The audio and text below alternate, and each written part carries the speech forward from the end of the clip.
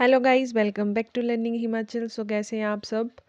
तो आज से जो हम हैं पॉलिटी की एक नई सीरीज शुरू करने वाले हैं, जिसमें जो है हम पॉलिटी का पार्ट करेंगे, जो कि आपके आने वाले एग्ज़ाम के लिए बहुत ज़्यादा इम्पॉर्टेंट होगा।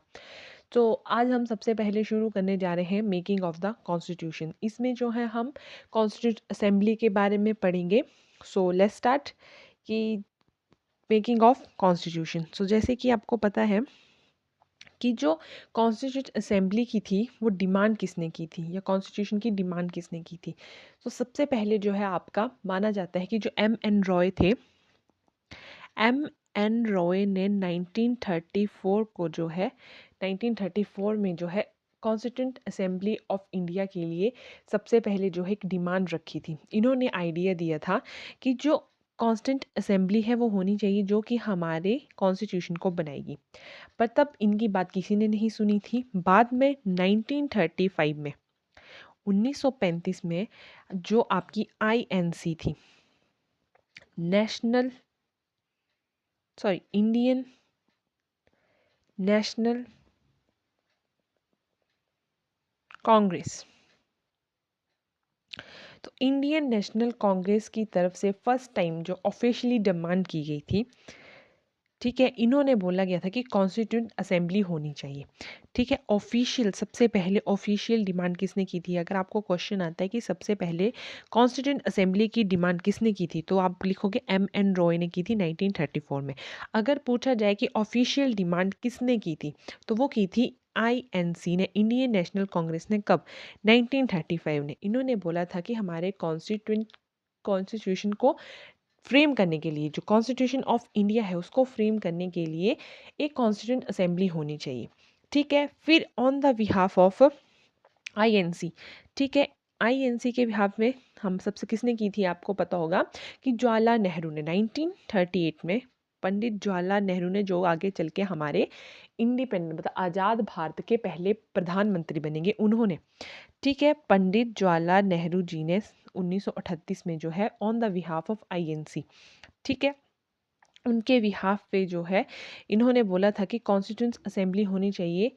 ठीक है, जो क्या करे, जो हमारा कॉन्स्टिट्यूशन है फ्री इंडिया, वो भी फ्रेम होना चाहिए किसके, कि कोई भी बाहर की कोई भी आउटसाइड इंटरफेरेंस ना हो उस कॉन्स्टिट्यूशन असेंबली को, कि वो कैसे कॉन्स्टिट्यूशन बनाए। ठीक है, तो इन्होंने बोला था on the behalf of INC Pandit Jawaharlal Nehru ji ने कि जो हमारी कॉन्स्टिट्यूंट असेंबली है, ठीक है, वो कॉन्स्टिट्यूशन ऑफ इंडिया बनाए, free India must be frame without any external interference. किसने बोला था? पंडित जवाहरलाल नेहरू जी ने बोला था, जो आगे चल के जो है हमारे फ्री इंडिया यानी कि आज़ाद भारत के जो पहले प्रधानमंत्री बनते हैं, इन्होंने बोला था कि विदाउट एनी एक्सटर्नल इंटरफेरेंस से ऐसी एक असेंबली बनाइए जो हमारे कॉन्स्टिट्यूंट को फ्रेम करेगी, free India, constitution of frame India को फ्रेम करेगी। ये किसने बोला था? हमारे पंडित जवाहरलाल नेहरू जी ने बोला था। ठीक है, जब आपको पता है कि 1939 में जो है सेकेंड वर्ल्ड वॉर हुआ था, सेकेंड वर्ल्ड वॉर, तो क्या किया था, जो ब्रिटेन में जब सेकेंड वर्ल्ड वॉर हो रहा था, तो इंडिया के कुछ दिग्गज नेता थे, उन्होंने जो है उसको मना कर दिया था ब्रिटेन को कि हम आपकी सहायता नहीं करेंगे तब तक जो हमारे कुछ आप पर्टिकुलर कोई ऐसी नहीं देंगे, हमारे लिए कॉन्स्टिट्यूशन असेंबली बनाने के लिए कुछ फ्रेम नहीं करेंगे। ठीक है, पर उन्होंने क्या किया, ब्रिटेन को मना कर दिया, ठीक है, कि हम आपकी मदद नहीं करेंगे। तो उन्होंने क्या किया, एक जो है अगस्त ऑफर लेके 1940 में उन्होंने, एक ब्रिटिश गवर्नमेंट ने किया, एक ऑफर दिया, अगस्त ऑफर बोलते हैं उसको। और ये कब आया था? 1940 में आया था कि हाँ, हम आपको कुछ जो है दे देंगे, आपको हम ऐसे आपको पावर देंगे कि आप जो है असेंबली बना लो या कुछ भी जो आपने करना है कर लो। पर जो इंडिया के बड़े नेता थे उन्होंने मना कर दिया, क्योंकि जब पहला वर्ल्ड वॉर हुआ था तब भी ब्रिटेन ने जो है इनको एक ऐसे ही कुछ झूठी मूठी बातें बना के जो है उन्होंने उनसे जो है मदद ले ली थी। ठीक है, तो ये उन्होंने मना कर दिया था अगस्त ऑफर को कि नहीं, हम जो है आपके इस बात से सहमत नहीं है। फिर जो है सर स्टैनफोर्ड क्रिप्स आए एक प्रपोजल लेके। सर स्टैनफोर्ड क्रिप्स ये कब आए थे? ये 1942 में आए थे एक प्रपोजल लेके, ठीक है, कि हम जो है ब्रिटिश गवर्नमेंट की तरफ से कि हाँ, हम आपको इंडिपेंडेंट कॉन्स्टिट्यूशन जो है बनाने के लिए मदद करेंगे, ठीक है, पर कब? आफ्टर वर्ल्ड वॉर 2, ठीक है। पर जो क्रिप्स प्रपोजल था वो रिजेक्ट कर दिया था मुस्लिम लीग ने, ठीक है, इसको रिजेक्ट कर दिया था। इसको क्रिप्स मॉडल भी बोलते हैं, प्रपोजल भी बोलते हैं। ये कब आया था? 1942 में आया था और इसको रिजेक्ट कर दिया था। रिजेक्ट किसने कर दिया था? ये कि मुस्लिम लीग ने रिजेक्ट कर दिया था कि इनका मानना ये था कि हमें जो है, जो इंडिया है उसको 2 पार्ट्स में डिवाइड करना है, कि हमें अलग चाहिए, हमें अपना अलग कॉन्स्टिट्यूशन असेंबली चाहिए, 2 अलग-अलग कॉन्स्टिट्यूशन असेंबली चाहिए हमें, ठीक है। फिर आया आपका कैबिनेट मिशन, ठीक है। कैबिनेट मिशन ने क्या किया? इस आइडिया को रिजेक्ट कर दिया, ठीक है। कैबिनेट मिशन आया आपका, ठीक है। किसके बाद? Sir Stanford Cripps mission proposal के बाद जो है आपका कैबिनेट मिशन आया। इसने जो है मुस्लिम लीग के उस आइडिया को जो है रिजेक्ट कर दिया कि नहीं, हम दो तरह की कोई भी कॉन्स्टिट्यूशन असेंबली नहीं बनाएंगे, ठीक है। तो कैबिनेट मिशन कब आया था? कैबिनेट मिशन जो है हमारा 24 मार्च 1946, मतलब 24 मार्च 1946 में जो है कैबिनेट मिशन कहाँ आया था? इंडिया में आया था। और इसमें जो थे तीन मेन लोग कौन कौन थे? उसमें थे सबसे पहले A.V. अलेक्जेंडर, ठीक है। फिर होते हैं सर स्टैनफोर्ड क्रिप्स, ये आपके उस क्रिप्स प्रपोजल में भी थे, ठीक है। क्रिप्स मोड कब आया था? वो आया था आपका 1942 में। और तीसरे थे इनके साथ लॉर्ड पैथिक लॉरेंस।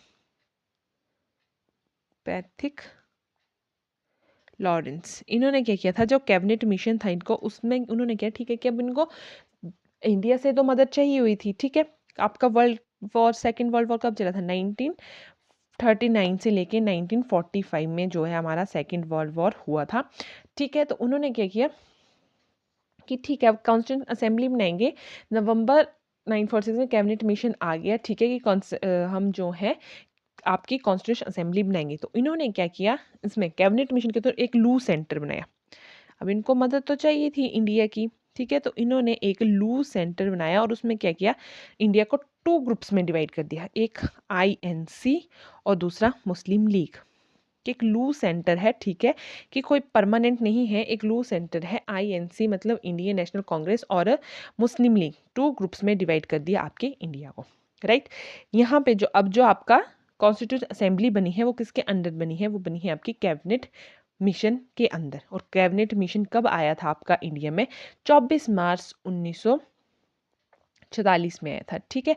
और उसमें 3 मेंबर थे, A.V. Alexander, sir Stanford Cripps, lord Pethick Lawrence, right, ठीक है। तो फिर इसके आगे जो है हमने किया है कि अब देखेंगे हम कि मुस्लिम लीग और जब INC को उन्होंने 2 ग्रुप्स में डिवाइड कर दिया आपके इंडिया को, ठीक है, उसके हम देखें कंपोजिशन ऑफ कॉन्स्टिट्यूशन असेंबली, ठीक है। ये लग गया आपको पता भी कॉन्स्टिट्यूंट कब लगा? 1946 में जो है कॉन्स्टिट्यूंट असेंबली को फ्रेम कर दिया कि अब ये बन जाएगी, पर किस स्कीम के formulated by the cabinet mission plan के अंदर। वो कब आया था? 1946 में आया था, राइट। अब आएगी कॉम्पोजिशन ऑफ कॉन्स्टिट्यूंट असेंबली की, जिस असेंबली में कौन कौन से लोग होंगे और कहाँ कहाँ से लोग होंगे, ठीक है। तो कुछ फीचर्स थी कि उसकी स्ट्रेंथ, सबसे पहले आएगा कि स्ट्रेंथ, कि कितने लोग होंगे, क्या काम करेंगे। तो सबसे पहले आती है स्ट्रेंथ ऑफ कॉन्स्टिट्यूंट असेंबली। तो सबसे पहले आप हमें पता कि जो कॉन्स्टिट्यूंट असेंबली की टोटल स्ट्रेंथ थी, जो टोटल थी वो थी, नंबर 1 लिखेंगे हम, 389।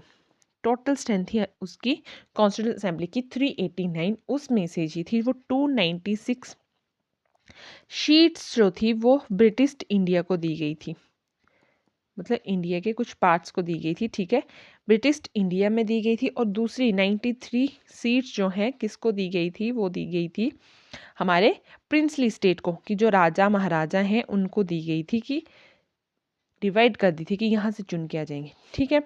ये दी गई 296 सीट्स दी गई ब्रिटिश इंडिया को, 93 सीट्स दी गई थी प्रिंसली स्टेट्स को। अब देखो 296 जो सीट्स थी वो ब्रिटिश इंडिया को अलॉट कर दी गई थी, ठीक है। अब उसमें क्या किया था कि किसके लिए? 11 गवर्नर प्रोविंसेस के लिए, ठीक है। अब वो 11 गवर्नर प्रोविंसेस क्या थी, ठीक है, किस किस को? 296 जो की थी उसमें से जो थे कुछ 292 मेंबर जो होंगे वो कहाँ से लिए जाएंगे, वो 11 गवर्नर प्रोविंस से लिए जाएंगे। गवर्नर प्रोविनेंस से लिए जाएंगे। और ये 11 प्रोविनेंस क्या थे आपके, मद्रास हो गया, Bombay, west Bengal, united provinces, east Punjab, Bihar, Assam, Orissa, Delhi, Ajmer, Merwara, Coorg, ये सारे क्या थे आपके प्रोविनेंस थे, जिससे हमें 290, ठीक है, 292 मेंबर वहां से अलॉट करने जाने थे। और जो 4 बचे थे, ठीक है, वो 4 कहाँ से लिए जा रहे हैं आपके, 4 चीफ कमिश्नर प्रोविनेंसेस से, ठीक है, वो कहाँ से लिए गए थे हमारे 4 प्रोविनेंस चीफ कमिश्नर प्रोविनेंस से 4 लिए गए थे चीफ कमिश्नर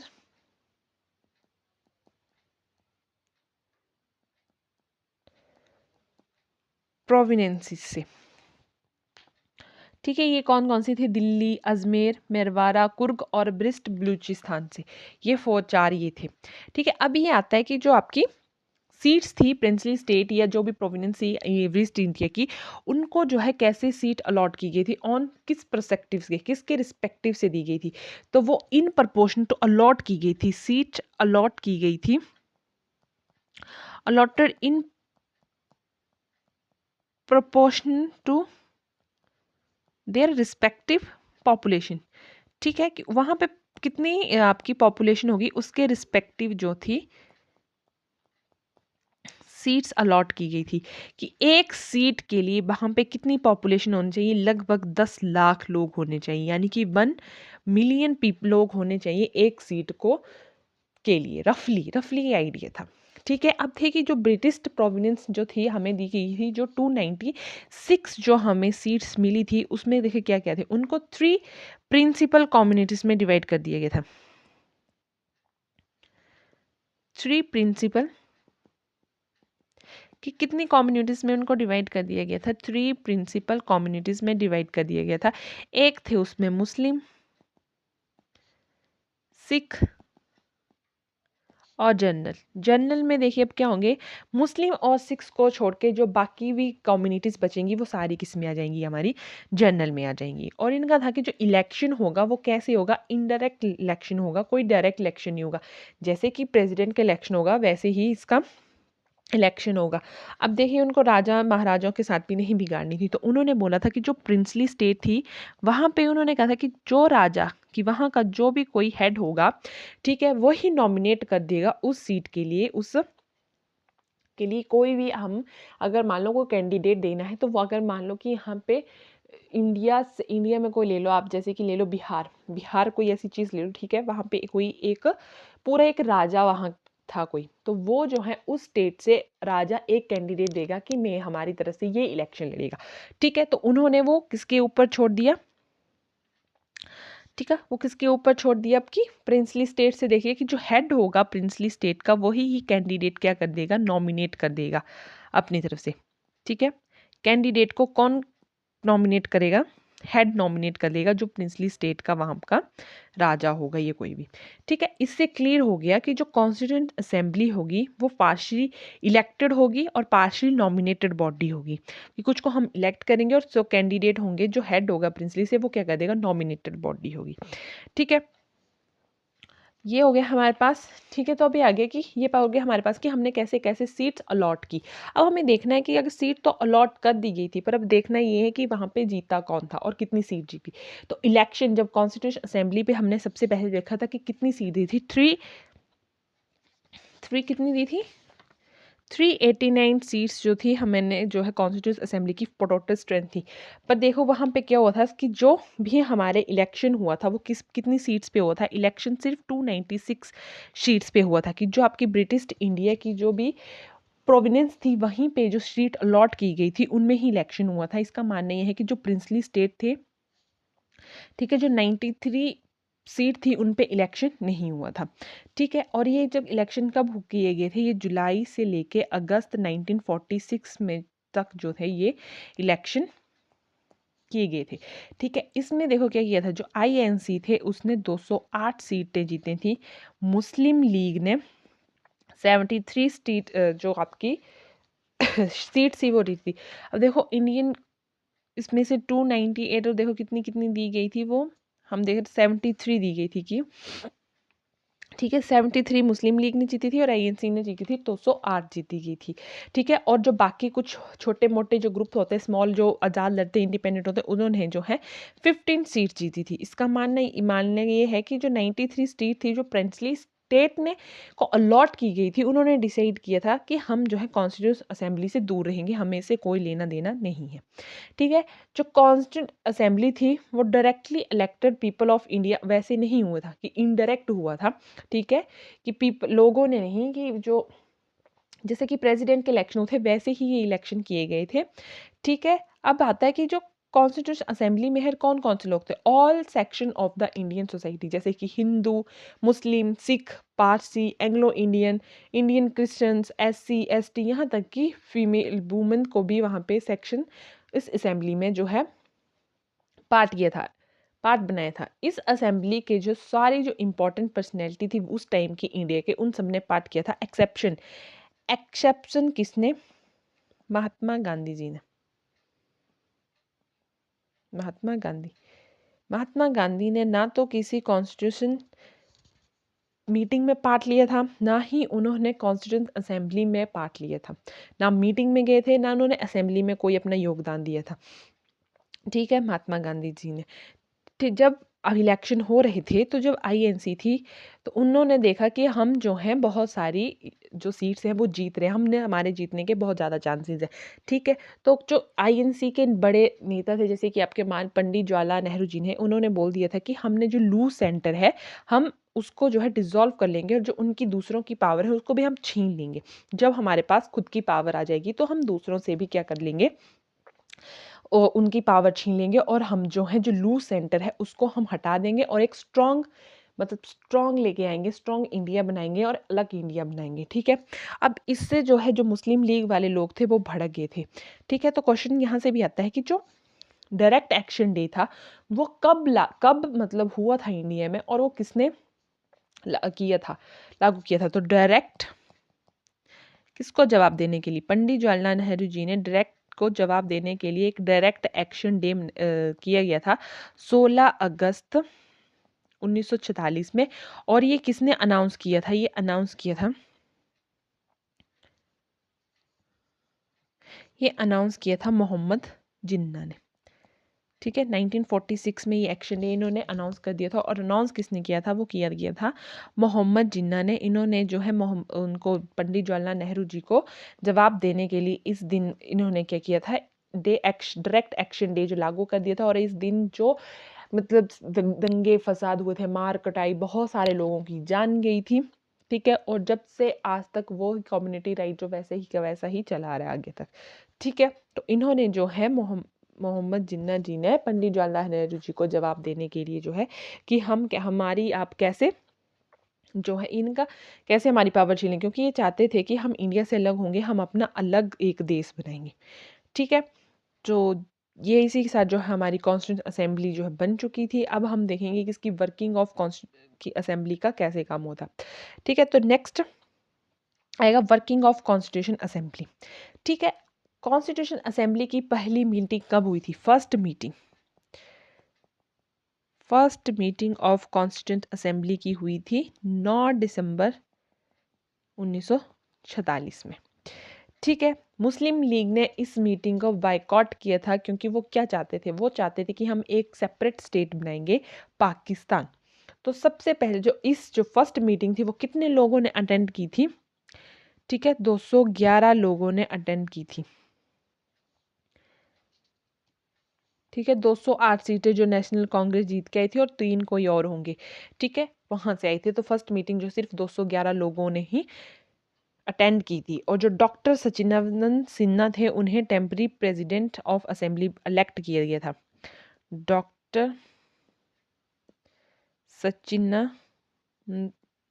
सचिदानंद सिन्हा इन्हें जो है ओल्डेस्ट मेंबर थे ये, ठीक है, तो उनको क्या कहते था, टेम्परेरी प्रेसिडेंट ऑफ असेंबली जो है इलेक्ट कर दिया गया था, ऐसे फ्रेंच प्रैक्टिस की फॉलो करते हैं। उनका मानना था कि जो आपकी असेंबली में या जो आपकी पार्लियामेंट में सबसे ज़्यादा उम्र का होगा उसको जो है प्रेसिडेंट बना दिया जाता है। ये टेम्परेरी थे, ठीक है, ये टेम्परेरी प्रेसिडेंट थे। बाद में जो है डॉक्टर राजेंद्र प्रसाद को इसका प्रेसिडेंट ऑफ असेंबली इलेक्ट किया गया था, डॉक्टर राजेंद्र प्रसाद, ठीक है। और इसी के साथ जैसे ये तो हो गए आपके प्रेसिडेंट, ठीक है। फिर आते हैं हमारे पास नेक्स्ट की वाइस प्रेसिडेंट। 2 वाइस प्रेसिडेंट को इलेक्ट किया गया था, H.C. मुखर्जी और V.T. कृष्ण मंत्री, कृष्ण मंत्री। इन दोनों को दो मतलब वाइस प्रेसिडेंट बना दिया गया था। इसका मानना यह था कि असेंबली के पास 2 वाइस प्रेसिडेंट थे, ठीक है। तो अब आया हमारे पास कि जो हमारे पंडित जवाहरलाल नेहरू थे, उन्होंने जो है 13 दिसंबर जो लास्ट मीटिंग थी, ठीक है, पहली हुई थी 9 को, दूसरी हुई थी 11 दिसंबर 1946 को और तीसरी मीटिंग हुई थी 13 दिसंबर 1946 को, ठीक है। अब देखो जो क्या थे, जो पंडित जवाहरलाल नेहरू जी थे, उन्होंने एक ऑब्जेक्टिव रेजोल्यूशन बनाई थी कि कैसे कैसे जो है कम आपकी जो असेंबली है वो काम करेगी, ठीक है। तो 13 दिसंबर 1946 में जवाहरलाल नेहरू जी ने एक हिस्टोरिक ऑब्जेक्टिव रेजोल्यूशन जो है मूव किया था। उन्होंने कुछ फंडामेंटल एंड फिलॉसफी ऑफ मतलब कुछ फंडामेंटल और फिलॉसफी कॉन्स्टिट्यूशन स्ट्रक्चर बनाए थे, ठीक है। बाद में जो है उसे प्रियम्बल का नाम दे दिया गया था, ठीक है। तो पंडित जवाहरलाल नेहरू जी का मानना था जो कॉन्स्टिट्यूंट असेंबली है वो कैसे काम करेगी, वो एज अ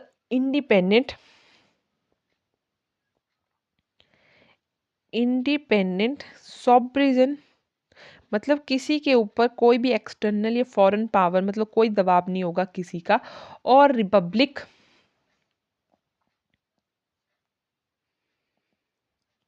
ठीक है, फ्यूचर ऑफ गवर्नेंस कॉन्स्टिट्यूशन का बनाएगी, ठीक है। ये इन्होंने डिक्लेयर कर दिया था कि ये कॉन्स्टिट्यूंट असेंबली है वो एक प्रोक्लेम करेगी इंडिया को, एक ऐसा इंडिया बनाएगी, मतलब ऐसे कुछ रूल्स लागू करेगी जो इंडिया को इंडिपेंडेंट सॉवरेन रिपब्लिक बनाएगी, मतलब आज़ाद बनाएगी, ठीक है, लोकतांत्रिक बनाएगी। और सॉवरेन का मतलब किसी कोई भी एक्सटर्नल पावर या फॉरेन पावर आके हमारे इंडिया के ऊपर कोई दबाव नहीं डालेगी, ठीक है। और इसका मानना ये भी इन्होंने ये भी था कि जो हमारे साथ अगर कोई भी है, मान लो कि कोई बाहर से ब्रिटिश इंडिया, ठीक है, ब्रिटिश इंडिया हो गया, कोई टेरिटरी होगी जो अब इंडिया के साथ मिलना चाहती है, कोई और बाहर से आके कोई और देश या कोई और जो स्टेट है वो इंडिया के साथ मिलना चाहेगी, तो हम जो है हमारे इंडिपेंडेंट जो सॉवरेन इंडिया है उसमें हम वो अपनी मर्जी से आके मिल सकती है, तो हमें बता के कि उसमें मिला देंगे, तो हम उनको कैसे बोलेंगे, यूनियन ऑफ देम ऑल। जो इंडिया होगा वो इन सब का एक यूनियन होगी, ठीक है, जो चाहे कोई भी पार्ट आ जाए उसका, ठीक है, चाहे वो बाहर से कोई अलग कंट्री आनी चाहती है, अलग स्टेट आनी चाहिए, कोई और पार्ट जो आउटसाइड है इंडिया से, कोई और टेरिटरी है, वो अपने इच्छा अनुसार जो हमारे इंडिया के साथ आके मिल सकती है। और वो क्या इंडिया क्या होगा, India shall be a union of them all, ठीक है। ये है और आता है कि आपके ठीक, ये हो गया। फिर आता है कि आपका जो रेजोल्यूशन था, एक उसको ये सारी जो कैसे कैसे काम करेगी क्या होगा, ये सारे एक ऐसे एक ऑब्जेक्टिव रेजोल्यूशन थे। ये इसको किसने मूव किया था, पंडित जवाहरलाल नेहरू जी ने 13 दिसंबर 1946 को, ठीक है। ये सारे जो रेजोल्यूशन थे, दिस रेजोल्यूशन वाज एनॉमलीसली अडॉप्टेड इस बाय द असेंबली, ठीक है। एनॉमलीसी का मतलब है किसी ने इसके ऊपर कोई भी शब्द नहीं बोला था कि ठीक है हमें मंजूर है कि जैसा कि ये रेजोल्यूशन है जो कॉन्स्टिट्यूंट असेंबली है वो इसे ही काम करेगी, ठीक है। तो इसे एनॉमलीसली अडॉप्ट कर लिया गया था, और कब कर लिया था, assembly by the assembly on 22 जनवरी 1947 को, ठीक है। कि इन्होंने जो भी असेंबली के जो लोग थे, जो उसके मेंबर थे, उन सब ने इस चीज़ को जो है मान लिया था, और इसके खिलाफ जो है एक शब्द नहीं बोलेगा, बोला था किसी ने भी, ठीक है, जो कि हम जो है मानते हैं और इस चीज़ से एग्री करते हैं कि जैसा आप सब ने बोला है, ठीक है, तो हम जो है इसमें जो है हम ऐसे ही काम करेंगे। ठीक है, ये किसने बोला था? जो कॉन्स्टिट्यूएंट असेंबली के जो मेंबर थे उन सब ने जो है एनॉर्मसली जो है इस चीज़ को अडॉप्ट कर लिया था। ठीक है, तो ये हो गया हमारे पास वर्किंग फॉर द कॉन्स्टिट्यूशन। अब जो हम कुछ नेक्स्ट पढ़ गया वो हम इसके आगे बढ़ेंगे। ठीक है, thank you and have a nice day.